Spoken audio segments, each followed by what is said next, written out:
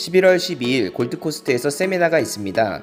단순히 부동산 투자가 아니라 정말 바뀌는 미래, 우리가 어떻게 우리 자산을 지키고 또 늘려나갈 수 있는지 여러분들과 함께 쉐어링하기를 희망합니다. 많은 참여 부탁드리겠습니다. 네, 그래서 지금 제가 보내주신 거를 보니까 대략적으로 1년에 약 1,000불 정도가 세이브가 가능한 걸로 이해를 했어요. 맞나요? 그러면 이제 우리가 이거를 봤을 때 이제 생각을 해야 되는 거는 이제 어느 정도까지 이제 로드맵은 나올 수가 있거든요. 오케이, 우리가 이번에 집을 사고 그 다음에 이제 두 번째 집을 사게 되려면 약 한 3년에서 4년 정도의 시간이 필요하다라는 결과가 나와요. 그러면 이제 우리가 여기서 이제 직시를 해야 되는 거는, 그러면 우리가 3년 반 정도의 집을 한 채를 더 앞으로 사야 되는데, 이게 우리 타이밍과 우리 나이와 내가 이루고 싶은 미래와 조금 어느 정도 매칭이 되냐를 한번 생각을 해봐야 될 것 같아요. 그러면은 10년 남았네요. 론이 멈출 때까지. 60 가까이 갈수록 이제 론이 안 나옵니다. 네. 근데 이제 두 분이 듀얼 인컴이기 때문에, 그럼 한 분의 인컴이 상실된다고 가정을 했을 때는, 네. 10년, 이제 우리가 그렇게 치면은 10년 안에 두 개를 더 살 수 있는 거예요. 론이 가능한 선에서는. 그 두 채도, 아마 자가가 되기는 조금 어려울 수가 있어요. 이제 시드니 집값이 워낙 비싸다 보니까. 네. 그러면은 이제 사실은 이제 아이들이 좀 더 크고 하면은 어, 두 분께서도 꼭 시드니가 아니라 다른 곳에 사실 수도 있는 거고, 아이들이 대학을 딴 데로 갈 수도 있는 거고, 직장을 딴 데로 얻을 수도 있는 거고, 그렇기 때문에 제가 어디에서 살자 이런 얘기를 하는 건 당연히 아니지만, 그런 변수도 있을 수 있다라는 걸 좀 생각을 해보고요. 그러면은 기본적으로 우리가 10년, 앞으로 남은 10년 동안 두 채를 더 살 수 있는데, 이게 우리의 계획에 맞냐? 내가 꿈꾸던 호주의 삶에 이게 맞냐를 한번 생각을 해보셔야 돼요. 그리고 만약에 안 맞다라면 이 자리에서 우리가 이걸 가능할 수 있게 만들어야 돼요. 예를 들어서 이게 두 채가 아니라 우리는 어떻게든 세 채가 필요합니다. 라고 얘기가 된다. 지금 이제 두 개를 더 사면 세 채는 되죠. 근데 이제 세 채가 아니라 네 채, 다섯 채가 필요합니다라고 생각을 했을 때는 방법을 찾아야 돼요.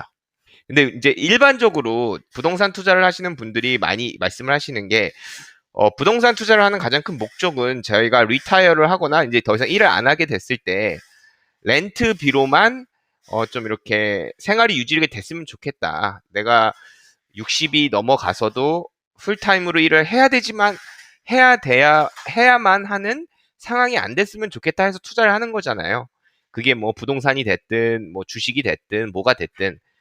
그러면 쉽게 계산을 해봤을 때, 각 집당 600불씩 나온다고 쳤을 때 1200불이에요. 두 집이 있었으면 한 주에 1200불. 물론 렌트비는 인플레이션이 있기 때문에 올라갈 거고, 그와 똑같이 내가 쓰는 돈도 같이 올라갈 거예요. 익스펜스도. 그러면은 기본적으로 내가 두 채를 다 갚아버렸을 때 10년 안에 이게 가능해져야 되는 건데, 사실 우리가 갖고 있는 10년 동안은 사기 바쁘지 이거를 갚을 상황이 좀 안 될 수가 있어요. 굉장히 중요한 지금 어떤 결정의 시간에 있으신 거거든요. 몇 가지 제가 예를 들어 드린다면, 많은 분들이 예를 들어서 한 채든 두 채든 세 채든 내가 어느 정도 이걸 정리를 했을 때 론이 없게 만들려면, 어느 정도 론을 80% 이상 갚으려면은 여러 가지 방법이 있습니다. 첫 번째 한 가지 방법은 정말 간단한 방법이고 가장 직관적인 방법이에요. 내가 네 채를 산 다음에 10년이 지난 다음에 두 채를 팔아요. 그래서 나머지 두 채를 갚는 거예요. 이거가 가능하게 되려면은 기본적으로 내가 산 네 채가 남들이 산 거보단 더 올라줘야 돼요. 그렇죠? 예를 들어서 제가 4년 전에 제가 샀던 집이 76만 불에 샀는데 그게 지금 1.4 정도가 됐어요. 3, 4년 만에. 그러면은 그 집은 팔면은 나머지 다른 집들을 또 갚아줄 수가 있는 능력이 생기는 거죠. 네. 근데 아직은 10년이라는 시간이 있기 때문에 이거는 가능할 수 있다고 생각을 해요. 예. 이게 가장 직관적이고 단순한 방법이고 어떻게 보면 전통적인 방법이고요. 운이 좋으면은 네 채 중에 한 채를 팔았을 때 세 채가 어느 정도 갚아줄 수도 있겠죠. 또 다르게 얘기를 한다면. 최악의 경우는 네 채를 샀을 때 세 채를 갚아야지 한 채가 렌탈 인컴이 나올 수도 있는 거예요. 그럼 결론적으로 네 채를 사야 된다는 거예요. 두 번째 방법은 내가 네 채까지는 좀 힘들 수 있다. 그러면은 두 채, 세 채를 사지만은 이게 어느 정도의 레노베이션이나 차후에 지금 하자는 얘기가 아니고요. 어느 정도의 디벨롭먼트를 통해서 이 수익을 극대화를 시켜야 돼요. 예를 들어서 제가 지금 하고 있는 것 중에 하나가 38만 불짜리 허름한 집을 사가지고 요번에 섭디비전을 해가지고 두 채를 짓고 있어요. 제가 가끔씩 포스팅으로 이제 뭐 사진 찍어서 올려드리고 이긴 한데 그 집 같은 경우가 지금 한 집당 밸류에이션이 72만 5천 불이 나왔어요. 1.5죠, 두 채니까. 예. 어, 땅도 많이 안 갚았어요. 저는 보통 기본적으로 인트레스트밖에 안 갚기 때문에 땅은 거의 그때 샀을 당시 그대로의 빚이고요.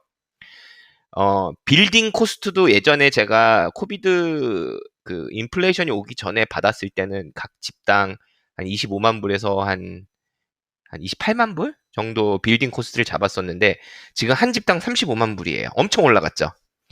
그럼에도 불구하고 저한테는 50만 불의 넷 프로핏이 생겨요. 네, 현금으로 5억이 생기는 거예요.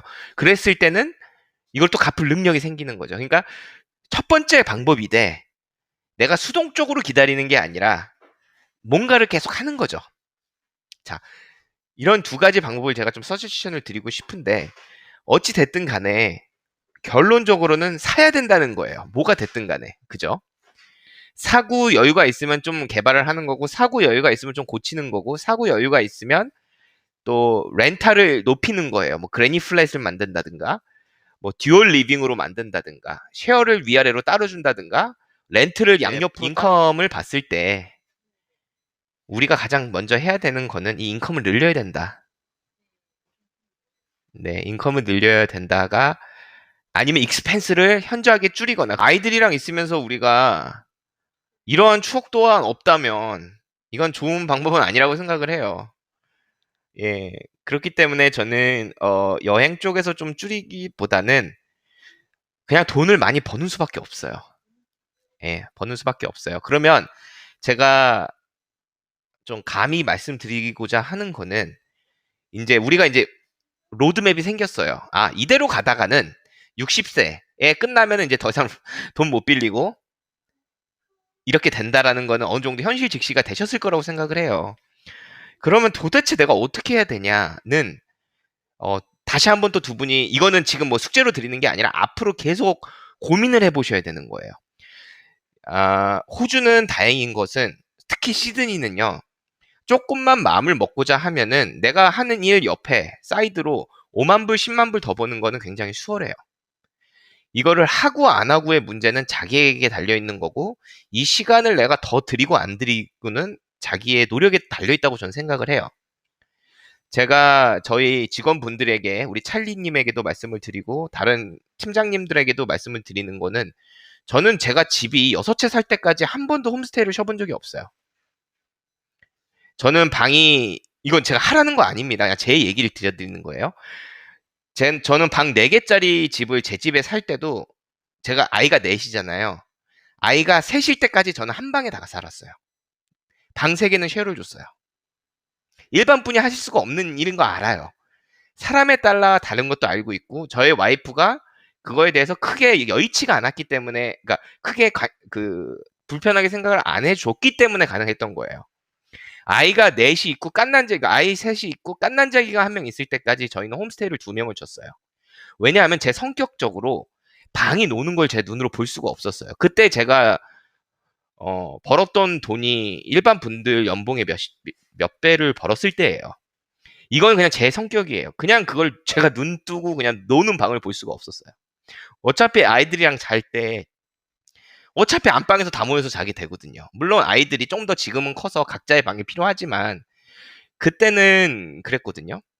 제가 드리고자 하는 말은 인제 내가 어느 정도 위치까지 왔으니까 내가 그래도 호주에서 이 정도 버니까 두 분에 대해서 말씀드리는 게 아닙니다. 내가 그래도 이렇게 살려고 호주에 온 건 아니니까 또는 뭐 주변에 눈이 있으니까 이런 걸로 이런 게 개의치가 않았었던 것 같아요. 물론 사람이 갖고 있는 밸류는 다 달라요.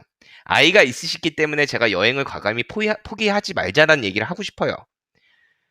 그래도 한 번 사는 인생이고 그래도 아이들이 커버리면은 그게 지나가 버리는데 그런 곳에서는 과감히 돈을 투자하되 내가 거기에 6배, 10배를 벌어버리면 되는 문제거든요. 이 방법은 각자밖에 몰라요. 내가 내 와이프와 내가 갖고 있는 스킬이 다르고 내가 톨러런스가 다른 거예요. 톨러런스란 뜻은 내가 개의치 않는 분야가 다르다는 거예요. 저는 집에서 좀 불편한 거는 전 개의치가 않아요. 전 거기에 대한 톨러런스는 굉장히 강해요.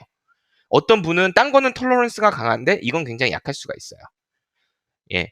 어, 뭐가 됐든 간에 두 분이서 머리를 합해서 내가 과연 지금 버는 거를 그대로 하고 내 몸이 조금 더 고생스럽더라도 아이들이랑 즐겁게 지낼 수 있고 10년이라는 기간이 나한테 주어졌는데 여기에서 내 인생을 한 번 좀 더 바꿀 수 있고 내가 은퇴를 했을 때도 아이들 컸을 때 이스터 때 크리스마스 때 애들 불러가지고 놀고 그러잖아요. 애들이 출가를 해도 결혼을 해도 그랬을 때 좀 아이들을 불러서 좀 여유롭게 할 수 있으려면 어떻게 해야 되냐는 두 분이서 머리를 합해서 만드시고 연애 두 분이서 합쳐서 5만 불 이상은 더 벌게 만들으셔야 돼요. 그 방법은 분명히 있다고 생각을 하고요. 제가 상담을 많이 해본 결과 호주에서 그런 분들 너무 많아요. 풀타임으로 자기 사업을 하시면서 사이드로 뭔가를 해가지고 자기가 잘하는 걸 해가지고 5만 불, 10만 불 버시는 분들 굉장히 많더라고요. 너무 정말 놀랐어요. 저는 상담하면서.